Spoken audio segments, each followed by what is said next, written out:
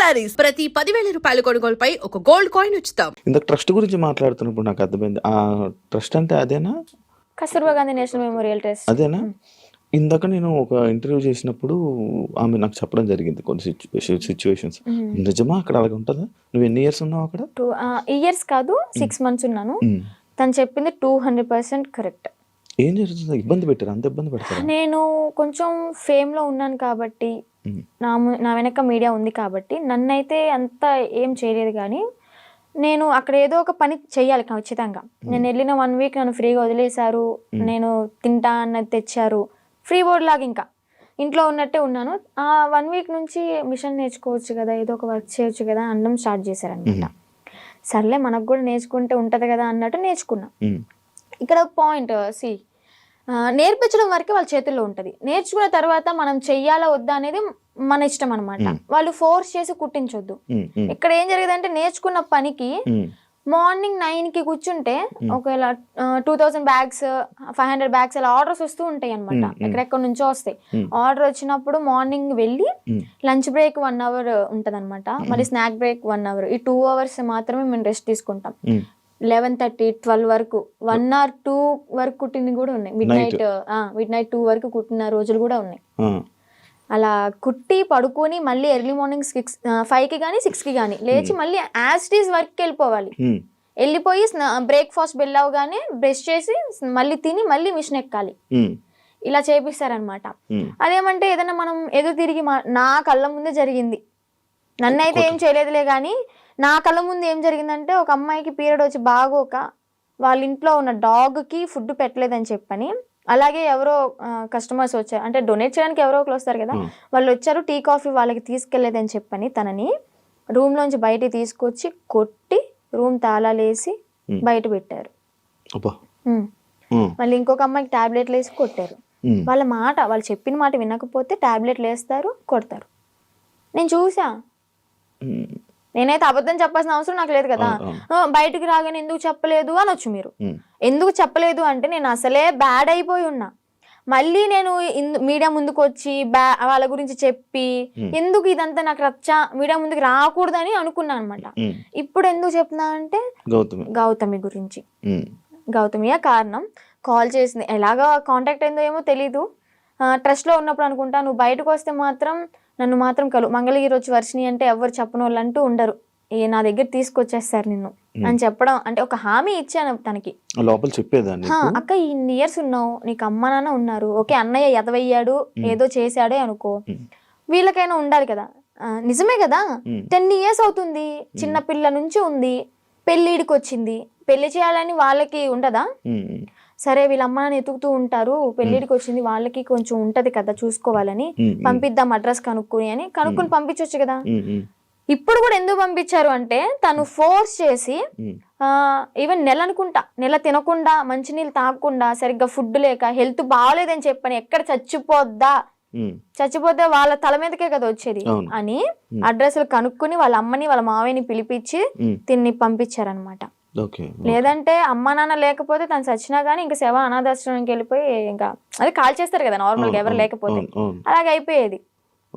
అంత పట్టుబడి అసలు పంపించాలి అంటే ఎందుకు అంత తిండి మానేసి అంత ఘోరంగా ఎందుకు ఉండాలి, ఎందుకు అలా హింసించాలి? మీరు మీకైనా కొంచెం థాట్ రావాలి, పెళ్లి చేసుకుంటుంది బాగుంటది అని చెప్పని. అక్కడే కుంగబెట్టి కుట్టించి అనారోగ్యాలు వచ్చేలాగా చేసి ఏం యూజ్ ఉంటది? ఇంకా మహిళల్ని ఏం కాపాడుతున్నారు? అమ్మాయిలకి ఏం లైఫ్ ఇస్తున్నారు? ఏం నేర్పిస్తున్నారు? అంటే ఎప్పుడు ఇంకా పని చేయించుకుంటూ ఉండడం. నేను అయితే మిషన్ కే వెళ్ళేదాన్ని అనమాట. డబ్బులు ఇచ్చారా? లేదు, నేను 6 months బ్యాంక్ అకౌంట్ ఓపెన్ చేయాలని ట్రై చేశారు, బట్ కానీ ఓపెన్ అవ్వలేదు నా పేరు మీద. ఇంకా లీవ్ ఇట్. నేను మనీ కోసం అయితే ఏం వెళ్ళలేదు కదా, నార్మల్ గా ఇంకా వచ్చేసాను అనమాట. బ్యాగ్స్ నేను కుట్టాను అనమాట, నేను కూడా నేర్చుకున్నాను. నేను కుట్టిన బ్యాగ్స్ ఒక 2-3 తీసుకుని అమ్మ కోసం అని చెప్పని, మెమొరీ లాగా నేనే కుట్టాను అన్నట్టు ఆ హ్యాపీనెస్ ఉంటుందని చెప్పని తీసుకొచ్చుకున్నా ఇంటికి. సో అలా జరిగిందనమాట. ఇప్పుడు తనకి ఒకటే న్యాయం చేయాలనుకుంటున్నా. 10 సంవత్సరాలు ఉన్న దానికి ఓకే జాయిన్ అయిన 1 సంవత్సరానికైనా తనకి మనీ వేసారే అనుకుందాం. ఈ సంవత్సరం వదిలేసేయండి, ఎలాగో తెలిసిందే కదా. ఈ 9 సంవత్సరాలకైనా వీళ్ళు మనీ వేసారా తినకి? రోజుకి 18 రూపాయల, ఒక్క రోజుకి. మార్నింగ్ నుంచి నైట్ వరకు కుడితే 18 రూపాయలు నువ్వు ఇచ్చేది. బయటికి వెళ్తే దానికి ఇప్పుడు కుట్టేదానికి దానికి 1000 రూపాయలు ఇచ్చినా కానీ తక్కువే. 1000 తక్కువ, రోజుకి 1000 అదే చాలా కదా. తక్కువ, అది చాలా తక్కువ అవుతుంది. ఎందుకంటే వాళ్ళు కుట్టే వాళ్ళు దొరకట్లే. ఫినిషింగ్ అయితే అద్దరు కొట్టేస్తుంది తను గౌతమి. తన దగ్గర చూసి ఎలా కొడుతుంది ఏంటి అని నేను కూడా అంతే నేర్చుకున్నాను అనమాట. అలాంటిది ఆ పిల్లకి వాళ్ళ ఇళ్లలో పనులు చేయించుకుని ఘోరాతి ఘోరం ఏంటి అంటే ఇక్కడ లక్ష్మి అని చెప్పిన అక్కడ స్వదార్ వాళ్ళకి ఇన్ఛార్జ్ అనమాట. స్వదార్ పిల్లలకి ఆ ఇన్ఛార్జ్ అయిన ఆమె వాళ్ళ ఇంట్లో ఏదైనా పని చేయాలి అంటే సెలెక్ట్ చేసుకుంటది. ఓకే నువ్వు రేపొద్దున్నే మా ఇంటికి రా పని చేయడానికి అని వెళ్తారు. అలాగే గౌతమిని కూడా ఒకసారి సెలెక్ట్ చేసుకుంది. ఇవన్నీ తను చెప్పిన మాటలు అనమాట. నేను అనుభవించాను, నేను చెప్తున్నాను కాబట్టి నువ్వు నన్ను నమ్మాల్సింది, ఎందుకంటే నేను చేశాను నా చేతులారా అని. ఏం చెప్పింది, యాక్చువల్గా వాళ్ళ బ్రాహ్మణ్స్, కొంచెం క్యాస్ట్ ఫీలింగ్ కూడా ఉంది ఆమెకి. అయితే పనికి వెళ్తుంది. పనికి వెళ్ళిన తర్వాత ఆ లక్ష్మి అనే ఆమె ఎవరైతే పీరియడ్లో ఉంటారో, చెప్పకూడదు, మీరు బాయ్స్ యాక్చువల్గా మాట్లాడకూడదు అనుకున్నా కానీ చెప్పాలి, ఇక్కడ తప్పదు.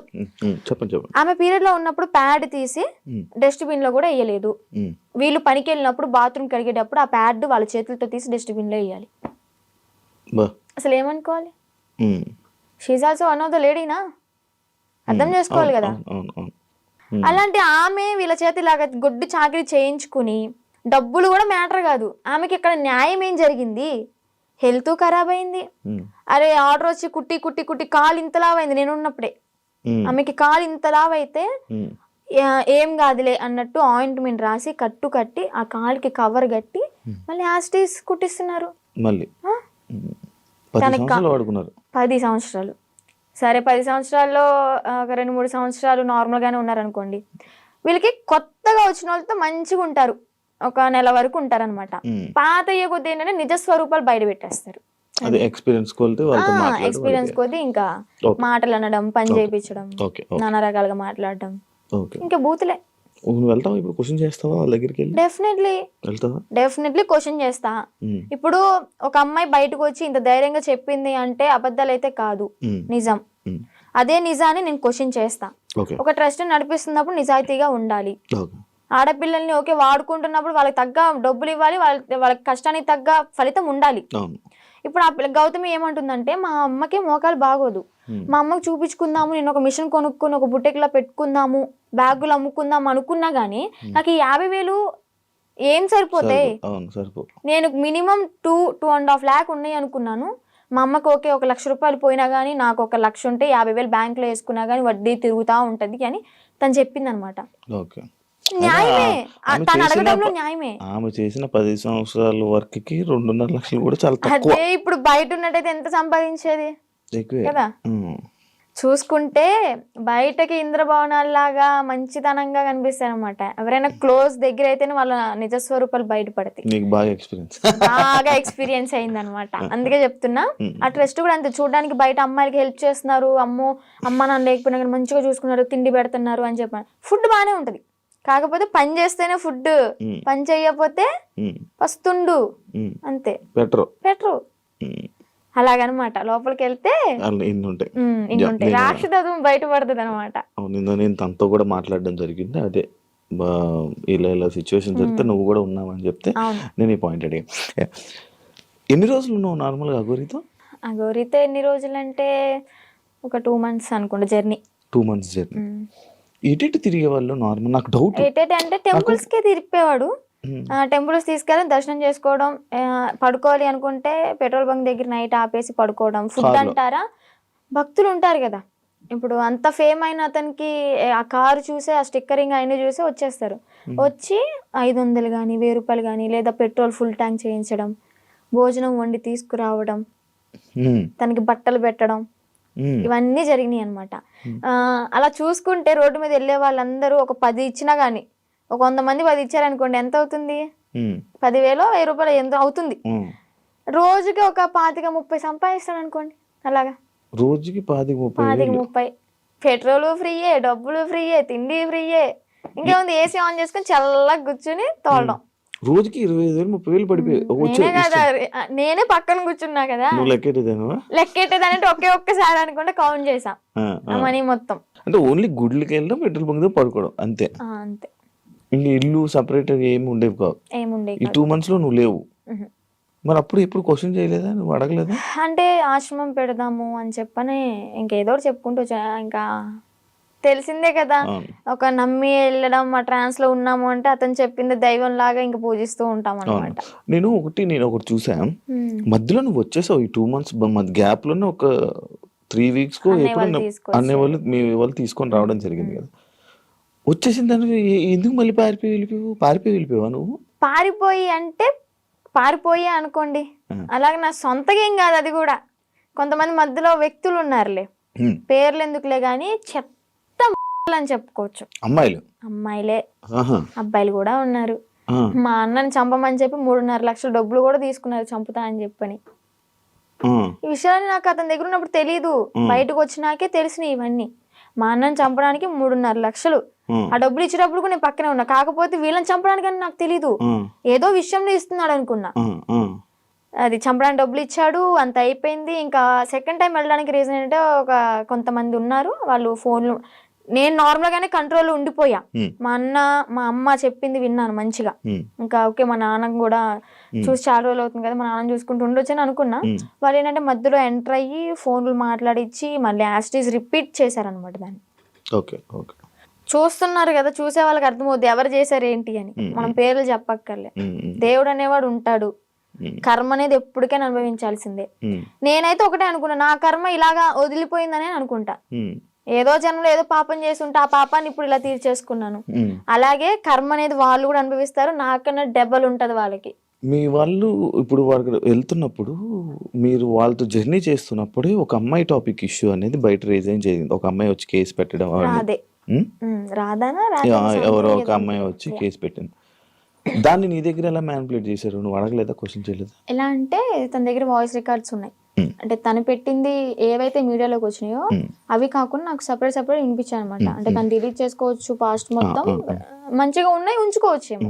నాకైతే అలా వినిపించి ఇది అంత ఫేక్, తను అబద్ధాలు ఆడుతుంది, తను నా దగ్గర డబ్బులు నొక్కేసి ఆశ్రమం పెట్టుకుని నాతో వచ్చిన డబ్బులతో ఎంజాయ్ చేయాలనుకుంది, ఎంత ఫేక్ అది ఇది అని చెప్పాను అనమాట. అప్పటికి నేను నమ్మలే. కానీ ఏంటంటే ఇక్కడ మాటలు ఏం చెప్పాడు అంటే, తను వాళ్ళ మామయ్య నా దగ్గరకు వచ్చి తనకి పెళ్ళయింది ఆల్రెడీ, పిల్లలు కూడా ఎవరో ఉన్నారు సంథింగ్, ఆమె నన్ను కోరుకుంటుంది అందుకే అలా మాట్లాడుతుంది అని టాపిక్ డైవర్ట్ చేశాడు.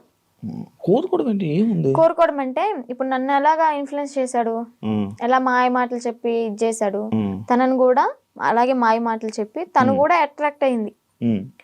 ఏంటి అంటే సడన్ టైంలో నాకు హస్బెండ్ లేరు, ఓకే నా లైఫ్ కూడా ఇలా ఖరాబ్ అయిపోయింది. షీ ఈజ్ లాయర్ అనుకుంటా, ఐ థింక్ తను లా అయ్యింది. ఓకే ఇంకా నేను ఇతనితో ఉంటే నా లైఫ్ బాగుంటదేమో, అంటే ఫిజికల్ బాండింగ్ లేకపోయినా కానీ హ్యాపీగా ఉంటాను కదా, నాకంటే ఒక తోడు ఉంటారు కదా అంటే వీడేం మాటలు చెప్పాడో ఆమె అంత అట్రాక్టివ్ అయిపోయింది. మరి అలాగనుకుని ఓకే ఇతనితో జర్నీ కంటిన్యూ చేద్దాం అనుకునే టైంలో నేను ఎంటర్ అయ్యానంట. పిచ్చిదాన్ని, నాకు తెలియదు. అప్పుడు ఏదైనా బాధలో ఉండేదానివా? బాధలో ఏం లేనబ్బా, బానే ఉన్నాను. తన ఎంగిల్తో ఇలా చేయడం అయితే చేశాడు, ఇది పక్కా. ఏం తిన్నారు ఆ రోజు రాత్రి? బిర్యానీ, చికెన్, అంటే ఇంట్లోనే కుక్ చేసింది, chicken curry and bagara rice. Mummy చేసింది. అయ్యో వాడు చేస్తే ఇంకేముంది, వెనక్కి కూడా వచ్చేదాన్ని కాదు. ఇంకా ఎగురు అనుకుంటే వెనక్కి వెళ్ళిపోయేదాన్ని. అబ్బాయే.